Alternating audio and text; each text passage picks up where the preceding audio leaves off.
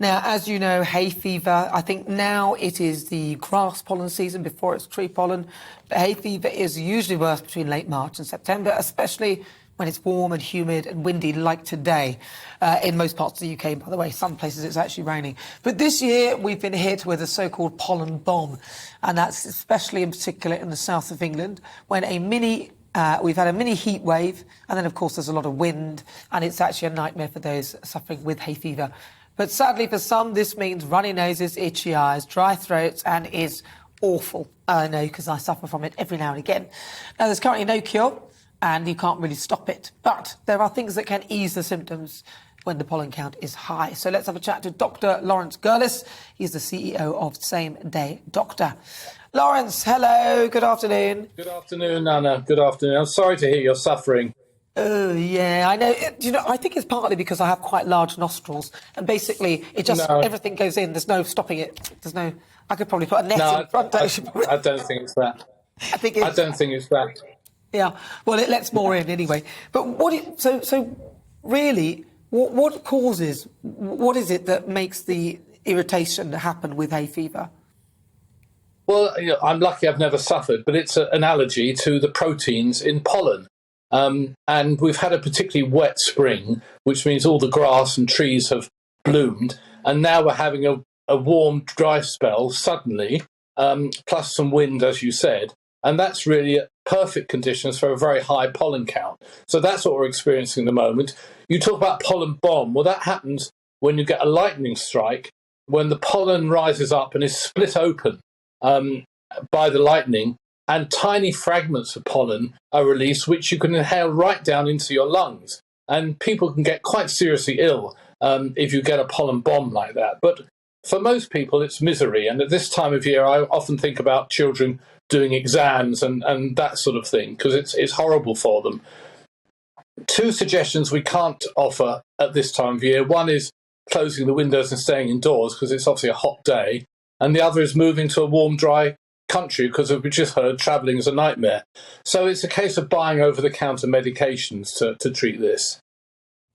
Now, what would you say are the best sort of things to deal with it? Because there are so many different things. In your view, is it the antihistamines? Is it the nasal sprays? Is it the sort of Haymax type things that you can put around your nose to stop the pollen getting in? What would you say are the best ways to deal with it? A bit of everything, Nana. It depends. Different people suffer in different ways, but antihistamines has to be the first line. Fexofenadine, you can buy that over the counter, is a good non-sedating antihistamine. Don't buy one of the antihistamines that make you tired. As far as the nose is concerned, there are steroid sprays you can buy over the counter. As you say, you can put Vaseline, other things around the nostrils to trap the pollen. And there are some eye drops which are usually available on prescription for those people that get runny eyes. But it is a misery. But antihistamines every day is a very good starting point. Plus a steroid nasal spray such as Beconase, or Nasonex, which will reduce the runny nose, which is one of the most miserable parts of this. Of course, we've had patients who've had some of these symptoms and turned out they've had COVID, because there's still a bit of that around. There's been a slight increase in COVID over the last couple of weeks, possibly due to the Jubilee celebrations.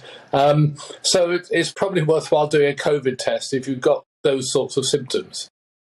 Oh, I think I'd better do that. Sorry, guys in the studio, if it is that, but I just assumed it's hay fever. But yeah, I've not lost taste or sense of smell. Right, I'm not afraid of COVID. It's fine. He's not afraid of it. We've probably all had it about 3 or 4 times each, anyway.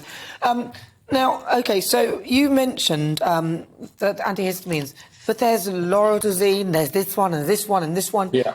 Are any of them better? Because I always, I'm thinking, I'll just get that one, I'll just get this one. One beginning with a C, one beginning with an L, another one beginning. Yeah. Which one would you say, what's the difference?